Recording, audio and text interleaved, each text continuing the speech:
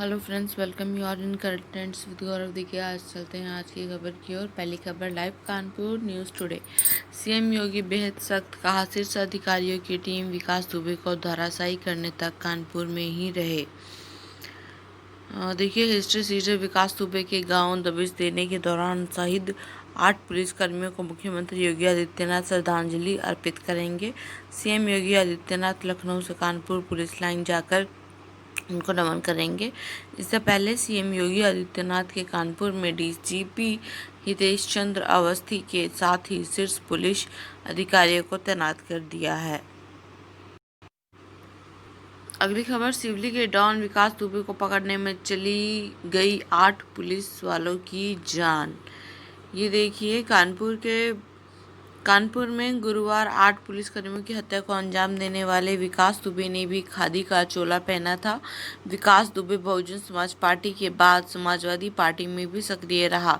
प्रधान के साथ ही जिला पंचायत अध्यक्ष भी रहा था। राजनेताओं के संरक्षण से उसने खादी का चोला पहना और राजनीति में प्रवेश किया।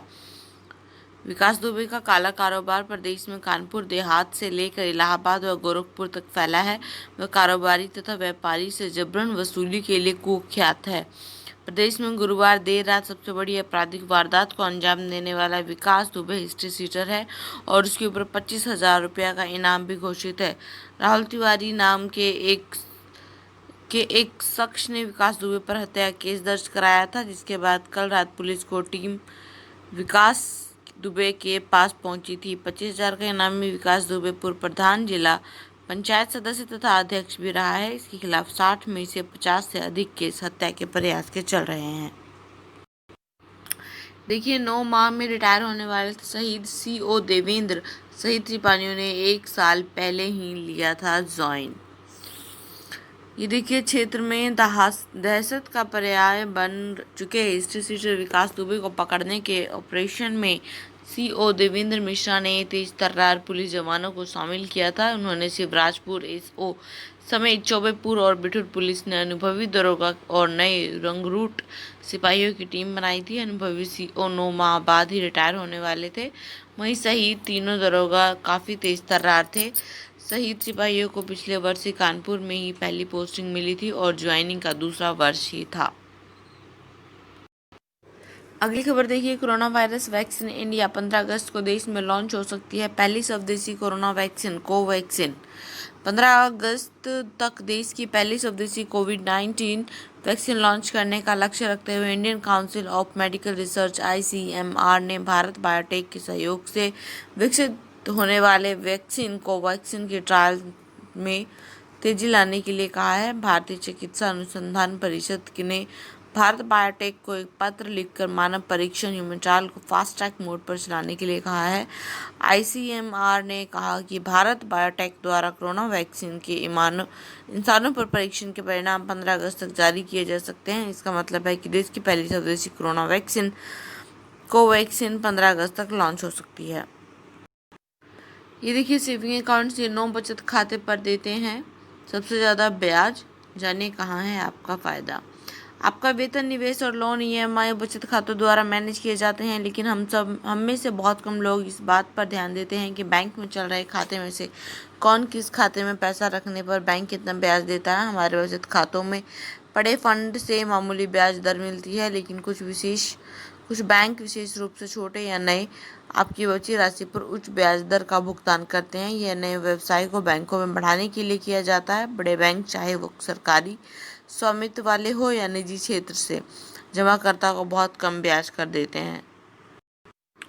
देखिए, India China tension, PM Modi के ले दौरे से चिढ़ा चीन, दिया बड़ा बयान।